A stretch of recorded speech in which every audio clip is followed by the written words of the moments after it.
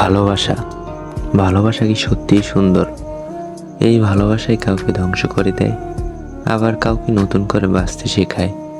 ভালোবাসার এই অদ্ভুত খেলাটা কখনো একটি জীবনকে নিঃশেষ করে দেয়, আবার কখনো ধীরে ধীরে সুন্দরভাবে গড়ে তোলে।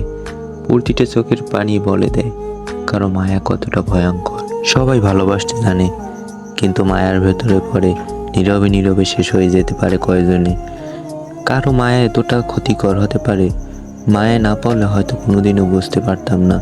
প্রতিটা রাত এমনভাবে কাটে যেন মাঝরাতে তোমার কথা ভেবে ভেবে বুকের ভেতরে দম বন্ধ হয়ে আসে। তোমাকে নিয়ে কল্পনার একটা জগৎ সাজাই, যদিও জানি বাস্তবে তোমাকে পাওয়া সম্ভাবনা 1%ও নেই। তবুও তোমাকে নিয়ে ভাবতে ভালো লাগে। ভালো লাগে তোমার স্মৃতি মনে করে উপন্যাস লিখতে, ভালো লাগে তোমার বলা কথাগুলো মনে করে আফসোস করতে। তোমার সব কিছু আমার ভালো লাগতো, রাগ, অভিমান, শত কষ্টের পরও তোমাকে আগলে রেখে চেয়েছিলাম। কিন্তু দেখো নিয়তির কি খেলা, তোমাকে আর কখনোই আমার পাওয়া হলো না। তবে তোমাকে আমি সারা জীবন ভালোবেসে যাব, তোমার স্মৃতিগুলো নিয়ে সারা জীবন আফসোস করব।